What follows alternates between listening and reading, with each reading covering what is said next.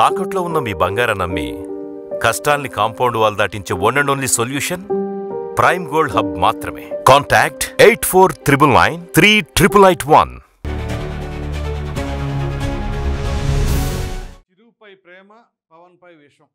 ఇది వైసీపీ వ్యవహారం. విషయం ఏంటంటే వీళ్ళు వెయిట్ చేస్తూ ఉన్నారు, ఎప్పుడు క్యాచ్ వస్తుందా లటిక్కిన పట్టుకుందామని చెప్పేసి. సో ఊహించని పరిణామంలో బాలకృష్ణ గారి రూపంలో అద్భుతమైన క్యాచ్ని అయితే వీళ్ళు పట్టుకున్నారు.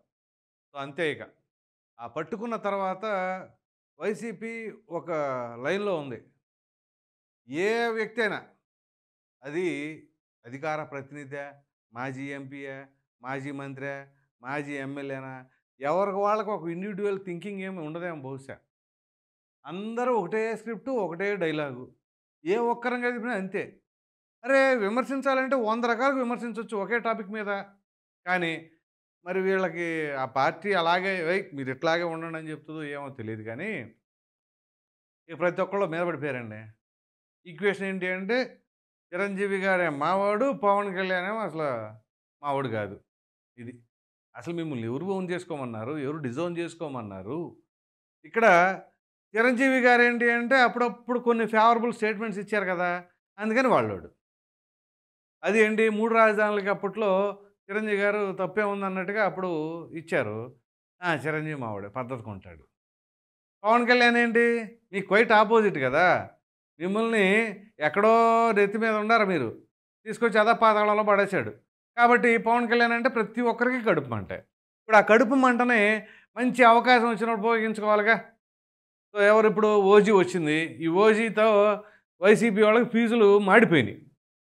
ఒక ప్రక్కన మామూలుగానే సలసల అడిగి మండుతూ ఉంది. ఆ మండే దాని మీద ఇంకొంచెం పెట్రోల్ పోసినట్టుగా OG super duper blockbuster అయిపోయేసరికి వీళ్ళకేం అర్థం కావట్లేదు. ఇప్పుడు ఏం చేయాలనుకునే టైంలో రెడిక్కిని దొరికింది ఈ విషయం. సో ఇక దంతే, దాన్ని పట్టుకొని వీళ్ళు ఏ రకంగా చేసుకుంటున్నారంటే చూపిస్తా. ఇప్పటి వరకు నేను కొంతమంది వ్యక్తుల పేర్లు ఎత్తలే ఇంతవరకు ఇన్ని సంవత్సరాల్లో. కానీ ఇప్పుడు తప్పట్లా. ఏం చేస్తాం, వీళ్ళు చేసే వ్యవహారాలు, పెట్టే పోస్టులు ఏమైనా ప్రజలకు ఉపయోగకరంగా ఏమైనా ఉందా? పార్టీకి సంబంధించిన వ్యవహారం అన్నప్పుడు ఆ పార్టీ ప్రజల్లో ఎలా బలం పెంచుకోవాలని చూసుకోవాలి. కానీ మీ వల్ల పార్టీకి ఉపయోగం ఉంటుందో లేదో కానీ పార్టీ మాత్రం డ్యామేజ్ అవ్వడం ఖాయం అన్నట్లుగా ఉంది వీళ్ళు పోస్టులు, వీళ్ళు మాట్లాడే మాటలు. అందులో ప్రప్రథమంగా ఎవరు అంటే ఇప్పుడు మన పేర్నాని గారికి సంబంధించి ఆల్రెడీ ఒక వీడియో మాట్లాడుకున్నాం. ఆయన జగన్మోహన్ రెడ్డి గారిని ఎట్లా బుక్ చేశాడు అని చెప్పి. సో ఇక ఆ తర్వాత మరో మహిళా మంత్రి, మాజీ మహిళా మంత్రి రోజా గారు, ఈవిడ గురించి ప్రత్యేకంగా చెప్పేది ఏముంటుంది? ఎందుకంటే ఈవిడికి మామూలుగానే పవన్ కళ్యాణ్ గారు అంటే విపరీతమైన ద్వేషం. ఎంత ద్వేషం అంటే నువ్వెవడరా అని ఓ రేంజ్లో మాట్లాడిన మనిషి అసెంబ్లీ గేటును కూడా తాకలేమంది. ఇప్పుడు ఏమైందంటే ఈవిడ కాదు కదా, అసలు ఆ మాట అన్న ఏ ఒక్కరు కూడా అసెంబ్లీని టచ్ చేయలేకపోయారు. సో అదేమిటి అంటే ఈవిడ కొంచెం మేధావితనం ఎక్కువ కాబట్టి అవేంటి ఈవీఎంలు ట్యాంపరింగ్ అని చెప్పేసి అంటారు. ఇది ఒక ఎత్తు. ఇది కాకుండా ఈవిడ పదే పవన్ కళ్యాణ్ గారి మీద పడి ఆడవటాలు. ఎందుకంటే మనం ఏం చేసామని చెప్పాలి కదా. ఇప్పుడు రోజా గారు ఉన్నారు, మంత్రిగా చేశారు. ఇదిగో నా నియోజకవర్గం, నా జిల్లా ఇదిగో ఇలా ఉంది, బ్రహ్మాండంగా చేశా, నేను రాకముందు ఇలా ఉంది అని చెప్పేసి ఏదైనా ఒక్కటి ఛాలెంజ్ చేయగలరా? చేయరు. పవన్ కళ్యాణ్ గారి సినిమాల పైన పడేడుతూ ఎందుకు? పవన్ కళ్యాణ్ గారు ఆయన సినిమా యాక్టర్ అన్న సంగతి ప్రజలకు తెలీదా? ప్రజలు ఆయన సినిమా యాక్టర్ అని తెలుసు, ఆ తర్వాత ఆయన కమిట్మెంటు తెలుసు. వాటన్నిటి సారాంశంగానే ఆ విజయం. ప్రజలు ఇచ్చిన విజయానికి కూడా మీరు అలా చేశారు, ఇలా చేశారని చెప్పేసి అంటే మీరు సినిమా యాక్టర్, సినిమాల మీద మీకున్న శ్రద్ధ ప్రజల పట్ల లేదు అంటే ప్రజలకు తెలీదా మీరు ఎంత శ్రద్ధగా ఉన్నారు? మీరు ఇదే మంత్రిగా ఉన్న సమయంలో స్వామివారి పైన ఎంత భక్తి చూపించారు? ఆ భక్తి పోయింది ఇప్పుడు. సో ఎంతోమందిని బెటాలియన్ వేసుకుని వెళ్ళిపోయేవాళ్ళే దర్శనానికి. సో దీన్ని ఏమనేవాళ్ళు? పైగా పవన్ కళ్యాణ్ గారి కమిట్మెంట్ గురించి మీరు మాట్లాడుతున్నారు అంటే ఆశ్చర్యకరం. సినిమాలు చేసేసుకుంటున్నారు అది ఇదని. అది ఆయన ప్రొఫెషన్. ఇప్పుడు మీకు ఎలాగో మీరు యాక్టింగ్ ఫీల్డ్ నుంచి వచ్చిన వాళ్ళు, వేరే వాళ్ళు మాట్లాడవచ్చు, మీరు మాట్లాడకూడదు ఆయన ఆ విధంగా. యాక్టింగ్ అనేది మీకు ప్రొఫెషనే కదా. మీరు షోలకి వెళ్తారు కదా, అదేదో శ్రీదేవి డ్రామా అంటారు, జబర్దస్త్ అంటారు, దాన్ని ఎవరు కామెంట్ చేయరు. అలాగే ఇప్పుడు జగన్మోహన్ రెడ్డి గారు ఉన్నారు, ఆయనకి ఏముంది? ఇప్పుడు ఆయన రాజకీయాల్లోకి వచ్చేసేటప్పుడే సాక్షి మూసేసి, భారతీయ సిమెంట్స్ మూసేసి వచ్చి చేస్తారా? చేయరుగా. ఆ ప్రొఫెషన్ అది నడుస్తూ ఉంటుంది. ఎవరి ప్రొఫెషన్ వాళ్ళకు ఉంటుంది, ఎవరి వ్యాపారాలు వాళ్ళు చేసుకుంటారు. సో దానికి దీనికి లింక్ ఏంటి? ఇలా ఉంటుందన్నమాట ఈవిడ మాట్లాడే తీరు. చివరికి ఇప్పుడు ఆ ఓజీ దెబ్బకి ఏం చెప్పాలో తెలియట్లే. ఓజీ అంటాడు, అది అంటాడు, సినిమా టికెట్ల రేట్లు అంటారు అని చెప్పేసి అంటుంది. సో అది ఇక అక్కడ ఆడదాం ఆంధ్ర సంగతి ఏంటో, ఆ రిచ్కొండ ప్యాలెస్ సంగతి ఏంటో అదేమో ఈ కూడం ప్రభుత్వం వాళ్ళు తేల్చరు. ఆవిడేమో మాట్లాడుతూ ఉంటారు. ఇది మరి ఈ నెక్సెస్ ఎక్కడ ఉందో ఎవరికి అర్థం కావట్లా. సో ఇది పరిస్థితి. ఇది ఇలా ఉంటే వీళ్ళందరంటే కొంచెం మాజీ మంత్రులు వాళ్ళు మాట్లాడారంటే ఓకే. ఇప్పుడు ఒకటి చూపిస్తాం మీకు. ఒక వ్యక్తి పోస్టులు పెట్టారండి. ఆ పోస్టులు ఏంటో ఇప్పుడు మనం చూద్దాం. అదే ఆవిడ ఎవరు ఆమె పేరేంటి? అధికార ప్రతినిధి ఆమె పేరేంటమ్మా? యాంకర్ చేసింది అది. ఆమె పేరేంటి? శ్యామల అంట. ఆవిడ పెట్టిందన్నమాట. చంద్రన్న స్కిల్ కేసులో అరెస్ట్ అయితే నడి రోడ్డుపై పడుకున్నారు. ఇప్పుడు సొంత అన్న చిరంజీవి గారిని అసెంబ్లీ సాక్షిగా బాలయ్య గారు విమర్శలు చేస్తే జ్వరం అని హాస్పిటల్లో పడుకున్నారు. పాపం పవన్ కళ్యాణ్ గారు జనాల సమస్యల మాట్లాడకుండా అసెంబ్లీలో పడుకున్నారు. నాకు తెక్కు ఉంది, దానికి లెక్క ఉంది అన్నట్టుగానే ఈ నిద్రవానికి ఏదైనా లెక్క ఉందేమో. ఇప్పుడు శ్యామల గారు పాపం రాజకీయ అనుభవం లేదు కదా, సినిమాల్లో ఉన్నంత అనుభవం రాజకీయాల్లో లేదు. సో దానివల్ల ఏంటి అంటే ఇక్కడ బాలకృష్ణ గారు ఎవరిని చిరంజీవి గారిని తిట్టారని చెప్పేసి పవన్ కళ్యాణ్ గారికి అలా ఉండిపోయారు అంటున్నారు. ముందు తిట్టింది ఎవరిని గుర్తుంచుకోండి, మీ నాయకుడిని. ముందు మీరేం చేస్తున్నారు చూడండి. ఆయన ముందు నోరు తెరిసిందే అన్నదే మీ నాయకుడిని, జగన్మోహన్ రెడ్డి గారిని. అది తెలియలేదు, అది గుర్తుపెట్టుకోకుండా చిరంజీవి గారిని తిట్టారని చెప్పేసి అంటుంది. చిరంజీవి గారనే అన్నారు బాలకృష్ణ గారు. కోర్స్ కొంచెం మాట డోర్లేరు, అది వేరే విషయం. కానీ ఇంటెన్షనల్గా ఆయన అన్నది మాత్రం జగన్మోహన్ రెడ్డి గారు. అది తప్ప ఒప్ప అని నేను అన్నట్లా, అది తప్పని కూడా ఖండించాను వేరే వీడియోలో. కానీ ఇక్కడ మీ నాయకుడిని కూడా తిట్టాడు. ముందు అది చూసుకోండి. అది చూసుకోకుండా ఇదే గురికింద వ్యవహారం లాగా ఉంటుంది. నీకు అక్కడ నల్లగా కనపడుతుంది అంటూ ఉంటారు. ఇక్కడ మన దగ్గర ఏమన్నా నలపంతా కనపడుతుంది అనమాట. అలా ఉంటుంది పరిస్థితి. ఇప్పుడు చూడండి, ఇది ఈవిడ పెట్టి దీనికి తగినట్టుగా ఆ పోస్టర్లు కూడా ఇప్పుడు పవన్ కళ్యాణ్ గారికి ఫీవర్గా ఉంది. ఆయన వైరల్ ఫీవర్తో బాధపడుతున్నారు. ఫీవర్ అని ఇంట్లో పడుకున్నారేంటి? ఆయన ఆల్రెడీ ఫీవర్ వచ్చిన తర్వాత అసెంబ్లీ సమావేశం జరిగింది అక్కడ. వీళ్ళ లాజిక్లు పాడు, కానీ వీళ్ళు చెప్పే లాజిక్లు మామూలుగా ఉండవు.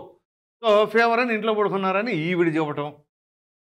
ఇది ఇలా ఉంటే ఇంకా ఉన్నాయి ఆణిముత్యాలు, మామూలు ఆణిముత్యాలు కదా వైసీపీలో. సో ఇప్పుడు ఇవన్నీ చెప్పారు కదా.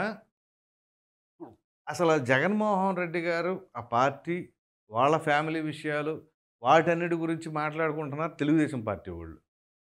సో ఇంట్లో చెల్లికే న్యాయం చేయలేనివాడు బయట ఆడపడుచులకే న్యాయం చేస్తాడు అని చెప్పేసి అంటూ ఉంటారు. ఎందుకంటే వీళ్ళు ఒక మాట అంటే 10 అనిపించుకునే పరిస్థితి ఉంది వైసీపీలో.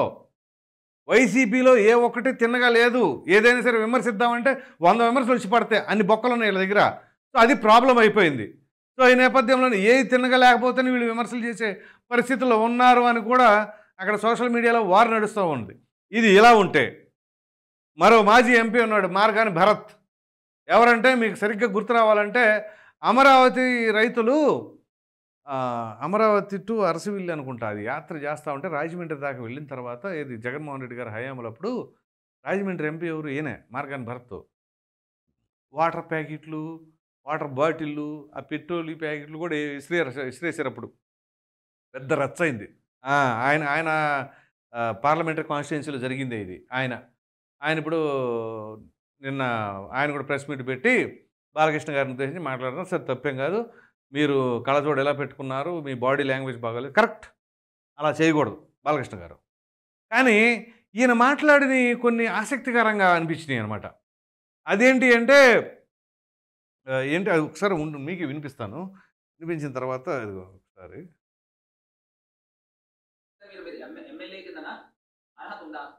మీరు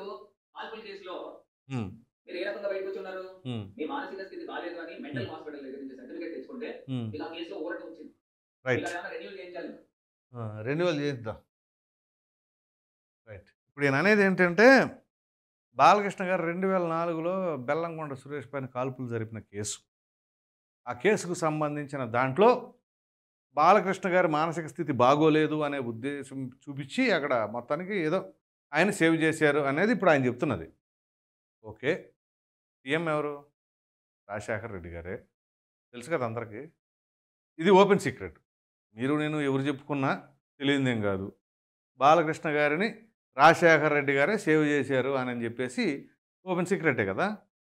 ఇప్పుడు వీళ్ళు చెబుతున్నది కూడా అదే. అంటే ఒకవేళ బాలకృష్ణ గారే తప్పు చేశారు అని గనక ఆ పర్సెప్షన్‌లో మాట్లాడితే, అంటే తప్పు చేసిన వాళ్ళని మీరు శిక్ష పడకుండా సమర్థిస్తారా? రాజశేఖర రెడ్డి గారు చేసింది అదేనా? అంతే కదా ఇప్పుడు? ఇప్పుడు ఇది మీరు సెల్ఫ్ గోల్ వేసుకున్నట్టు కాదా? మాట్లాడితే మాది వైఎస్ఆర్ పార్టీ, వైఎస్ఆర్‌సీపీ, రాజశేఖర రెడ్డి గారే మా రోల్ మోడల్ అంటున్నారు. మరి రాజశేఖర రెడ్డి గారు ఏం చేశారు? ఇదే మరి బాలకృష్ణ గారు కాల్పులు జరిపితే బాలకృష్ణ గారిని సేవ్ చేశారు. సో అది రాజశేఖర రెడ్డి గారి నైజం, ఆయన పరిపాలన తీరు అని చెప్పేసి తిరిగి మరలా మీకు బూమరాంగ్ అవ్వదా అది? మాట్లాడితే ఇప్పుడు అది మాట్లాడినప్పుడు ఆటోమేటిక్‌గా అప్పుడు కాపాడింది ఎవరు అంటే రాజశేఖర రెడ్డి గారే అని చెప్పేసి అందరూ అంటారు. అన్నప్పుడు మరలా ఆయన మళ్ళీ అనవసరంగా ఇప్పుడు అది తీసుకొచ్చి ఆ ఎపిసోడు అల్లరిపాలు చేస్తున్నారు మీరు. ఇదే రాజశేఖర రెడ్డి గారిని మరలా రోడ్డున పడేసినట్టేగా. ఎందుకు అనవసరంగా అవన్నీ లేవనెత్తడం? లేవనెత్తితే ప్రతి దాంట్లో కూడా మీ ఇన్వాల్వ్‌మెంట్ ఉంది అక్కడ. ఇప్పుడు ఏ విషయం మాట్లాడినా మీకు బూమరాంగ్ అవుతుంది. ఇప్పుడు చివరికి బాలకృష్ణ గారికి మానసిక స్థితి బాగోలేదు, మెంటల్ సర్టిఫికేట్ ఉంది అని అన్నప్పుడల్లా దానికి కారణం ఎవరు? మూలం ఎవరు? రాజశేఖర రెడ్డి. అంటే ఆయన కూడా న్యాయంగా నీతిగా పరిపాలించలేదా? ఇప్పుడు చాలామందికి రాజకీయాల్లో అంటే వచ్చే కుర్రోళ్ళకి తెలియదు. రాజశేఖర రెడ్డి గారు అనగానే అమ్మో బ్రహ్మాండంగా ఆరోగ్యశ్రీ ఇది అది అంటారు. 2004లో జరిగిన ఎపిసోడ్ తెలియదుగా మరి. మరి ఆ ఎపిసోడ్లో మరి సీఎంగా ఉన్న రాజశేఖర రెడ్డి గారు సీఎంగా ఉంటే ఎవరినైనా ఎలాగైనా వదిలేస్తారా అన్నట్లుగా అట్లా ఉంటుందన్నమాట. సో ఈ మార్గాని భరత్ గారు మరి ఎలా మాట్లాడాడు చివరికి అది ఇదొక్కటే ఈయనొక్కడే కాదు, ఇంకా ఉన్నారు విదేశాల్లో కొంతమంది. వాళ్ళు ఏంటి అంటే ఎప్పుడు ఏ టైంలో రిటర్న్ అవుతారో తెలియదు. ఆయన మొన్నటిదాకా ఇంకొక అతను ఎవరు ఉన్నారు, ఆయన పేరు ఏదో ఉందిలే, ఆయన ఏదో డాక్టర్ అంట. ఆయన అప్పుడు మామూలుగా మొన్న ఎలక్షన్స్ ముందు వరకు బ్రహ్మాండంగా జగన్మోహన్ రెడ్డి గారిని పొగుడుతా పవన్ కళ్యాణ్ గారిని కానీ చంద్రబాబు నాయుడు గారిని లోకేష్ గారిని గట్టిగా వాయించేసేవాడు. మొన్న ఓడిపోయిన దగ్గర నుంచి జగన్మోహన్ రెడ్డిని వాయించేశాడు. మరలా ఇప్పుడు ఏమైందో మరలా ఇటు వచ్చేసి జగన్మోహన్ రెడ్డి సింహం అది ఇది అని చెప్పేసి అంటా ఉన్నాడు అనమాట. సో ఇప్పుడు ఏంటి అంటే ఓవరాల్గా రాజశేఖర రెడ్డి దయ వల్ల బాలకృష్ణ గారు బయటపడ్డారు అని చెప్పేవాళ్ళు. మరి మీరు ఎట్లా అప్పుడు సమర్థించారు? మరలా ఇప్పుడు ఒక మాట అనేసరికి ఇది. దాని తర్వాత వారసత్వం గురించి ఆ వ్యక్తి మాట్లాడి ఎన్ఆర్ఐ అనుకుంటా అతను. వారసత్వం గురించి ఎన్టీ రామారావు ఎట్లాంటి వ్యక్తి, మరి బాలకృష్ణ ఏ రకంగా ఉన్నారు అని అన్నప్పుడు సేమ్ ఫార్ములా ఇక్కడ కూడా అప్లై అవుతుందిగా. రాజశేఖర రెడ్డి గారి వ్యవహార శైలి ఎలా ఉంటుంది, జగన్మోహన్ రెడ్డి గారి వ్యవహార శైలి ఎలాగుంటుంది.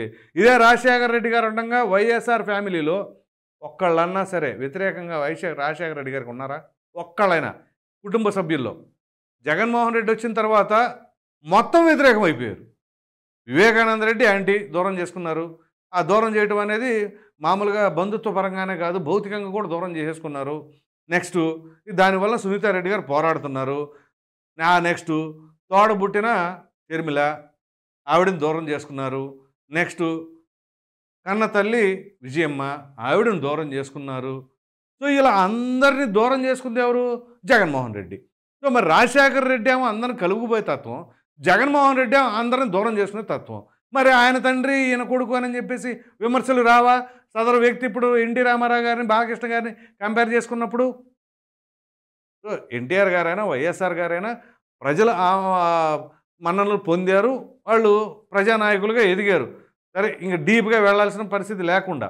దాని తర్వాత బాలకృష్ణ గారేమో ఇది ఫిల్మ్ ఇండస్ట్రీలో ఆయన పొజిషన్కి వచ్చారు. ఏ మాటకి ఆ మాట ఎన్టీఆర్ వైఎస్ఆర్ ఇద్దరు ప్రజాదరణ పొందిన నాయకులు. సో వాళ్ళ వారసులుగా ఇటు బాలకృష్ణ గారేమో రాజకీయ రంగంలోనే కాకుండా రాజకీయ రంగంలోకి రాకముందే సినీ రంగంలో ఎన్టీ రామారావు గారు ఏ రకంగా చేశారు, ఆ తర్వాత ఈయన వచ్చి ఆయన నిలబెట్టుకున్నాడు.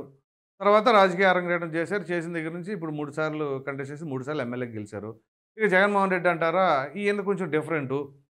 రాజశేఖర రెడ్డి గారు సీఎం అయినప్పుడే డైరెక్ట్గా వచ్చేసారు. ఇక వచ్చిన దగ్గర నుంచి కూడా 2009లో ఎంపీగా కంటెస్ట్ చేశారు కాంగ్రెస్ పార్టీలో. ఇక ఆ తర్వాత రాజశేఖర రెడ్డి గారు తదనంతరం ఇంకా అప్పుడు జరిగిన పరిణామాలన్నీ తెలిసినాయే కదా ప్రజలందరికీ. సో ఇక్కడ రాజశేఖర రెడ్డి గారు ఏ రకంగా దూరం చేసుకున్నారు, మరి జగన్మోహన్ రెడ్డి గారు ఏ రకంగా వ్యవహరించారు, ఇవన్నీ లేనిపోయినాయి. మనం ఒక్కటి మాట్లాడితే 10 వచ్చేస్తూ ఉంటాయి అని చెప్పేసి చివరికి సోషల్ మీడియాలో విపరీతమైన యుద్ధాలు జరుగుతూ ఉన్నాయి. వీటన్నిటికంటే ప్రధానంగా ఏంటి అంటే వీళ్ళ ప్రేమ అంతా కూడా ఇప్పుడు చిరంజీవి గారి పైన. ఎందుకంటే చిరంజీవి గారు ఇచ్చిన లెటర్ వల్ల కొంత బూస్టప్ వచ్చింది వైసీపీకి. సో దానివల్ల ఇంక చిరంజీవి గారు సూపర్ అయిపోయారు. అక్కడ గనక ఆ ముక్క లెటర్‌లో నాకప్పుడు అవమానం జరిగిన మాట వాస్తవమే అన్న పాయింట్‌ని గనక అక్కడ పెట్టుకొని చూడండి. అప్పుడు చిరంజీవి మంచోడెవడో అమ్మో! అప్పుడు అసలు చిరంజీవి కూడా ఇలా చేస్తాడా? అలా చేస్తాడా? మా జగనన్న ఇంటికి కుటుంబ సమేతంగా పిలిచి ఆ రకంగా భోజనం పెడితే ఇట్లా అంటారా అని చెప్పేసి అంటారు.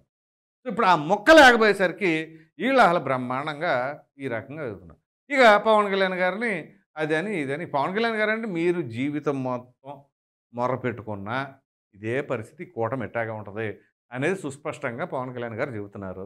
ఇక ఆ కూటమి బద్దలవనంత కాలం వీళ్ళ కలలుగానే మిగిలిపోతాయి. కాబట్టే ఆ కలలో నిజం కావాలి అని వాళ్ళు విపరీతమైన ప్రయత్నాలు చేస్తారు. తప్పేం కాదు. రాజకీయ పరంగా వాళ్ళు అవకాశాల కోసం ఎదురు చూడాలి. కానీ వచ్చిన అవకాశాన్ని పోగొట్టుకున్నారు చూసారా? ఆ పోగొట్టుకున్నది ఎవరు? మీరే. జగన్మోహన్ రెడ్డి గారు మీరే సాక్షాత్తు మీకిచ్చిన అవకాశాన్ని, వచ్చిన అవకాశాన్ని సద్వినియోగం చేసుకోకుండా, ఆ పరిపాలనా తీరులో లోపాలు, ద్వేషాలు, దాడులు, దాష్టికాలు, అక్రమాలు, అవినీతులు. సరే అక్రమాలు, అవినీతులు అంటారా? అది ప్రజల మీద పెద్దగా ప్రభావం చూపదు గానీ, దాడులు, దాష్టికాలు, వ్యక్తిత్వ హననాలు, స్వతంత్రంగా మాట్లాడే అవకాశం లేకపోవడం, ఇట్లాంటియన్నీ కలగలిపితే పరిస్థితి ఇది. డైరెక్ట్‌గా ఒక సగటు మనిషి పైన ఎఫెక్ట్ పడిందనుకోండి, అది మద్యం రూపంలోనో, ధరల రూపంలోనో, వస్తువుల రూపంలోనో ప్రజల నడ్డి మీద పడిందంటే ఆటోమేటిక్‌గా దాని ఇంపాక్ట్ ఇలాగ ఉంటది. ఆ రిజల్ట్ ఎలక్షన్స్‌లో చూపిస్తదనమాట. ఎవరిని ఏదన్నా అడగండి గానీ, ఓటు అడిగితే మాత్రం పొర్రపాటున కూడా ఎయరండోయ్! ఆషామాషీగా ఎయరు ఓటేయటం అంటే. మీరు ఎన్ని డబ్బులిచ్చినా ఏత్తాం అంటారు. కానీ ఆడెవడికి ఫిక్స్ అయితే వాళ్ళకే యేసుకుంటారు. అలా ఉంటదనమాట పరిస్థితి. సో, మొత్తం మీద గనక ఇక్కడ మాట్లాడుకోవాల్సి వస్తే, వల్లమాలిన ప్రేమ ఇటు చిరంజీవి గారి పైన, బాలకృష్ణ గారి మీద, పవన్ కళ్యాణ్ గారి పైన విపరీతమైన ద్వేషం. సో, బాలకృష్ణ గారు తప్పు చేశారని తప్పు మాట్లాడారు. అటు జగన్మోహన్ రెడ్డిని తప్పు మాట్లాడారు. ఇటు చిరంజీవిని తప్పు మాట్లాడారు. దాన్ని ఎవరు ఉపేక్షించేది కాదు. అసెంబ్లీ సాక్షిగా మాట్లాడవలసింది కాదు. ఆ బాడీ లాంగ్వేజ్ కరెక్ట్ కాదు. ఆ విధానం ఈ కళ్ళజోడు ఇలా పెట్టుకోవడాలు, జేబుల్లో చేతులు పెట్టుకోవడాలు అనేది కూడా కరెక్ట్ కాదు. సో, ఈ నేపథ్యంలోనే కొంత దాని వలన కూటమి డిఫెన్స్‌లో పడిందనే మాట కూడా వాస్తవం. కానీ దాన్నే అడ్వాంటేజ్‌గా తీసుకొని వీళ్ళు ఇష్టారీతిగా పోస్టులు, గీస్టులు వీళ్ళ ఇష్టం అయిపోయింది. సో, ఎనీహౌ ఎన్ని చేసినా ప్రజలకు మాత్రం ఒక క్లారిటీ ఉంది. 19 నుంచి 24 మధ్య ఏ రకంగా ఉంది అనేది సుస్పష్టంగా మెదులుతా ఉంటది. ఇప్పుడు కాదు, ఇంకో 25 సంవత్సరాల తర్వాత అడిగినా అప్పుడు పరిస్థితి ఎలా ఉండేది అంటే, వామ్మో! అనే పరిస్థితి అయితే ఉంటది. కాబట్టి ఇప్పటికైనా ఆ చేసేదేదో విమర్శలు కొంచెం కన్‌స్ట్రక్టివ్‌గా చేసుకుంటే ప్రజలకి తెలుస్తా ఉంటది. అలా కాకుండా ఉన్నది లేనట్టుగా, లేనిది ఉన్నట్టుగా చేస్తే ఇదిగో ఇలా ఉంటది పరిస్థితి. ఈ వీడియో పైన మీ అభిప్రాయం ఏంటి అనేది కామెంట్ సెక్షన్‌లో తెలియజేయండి. Thank you.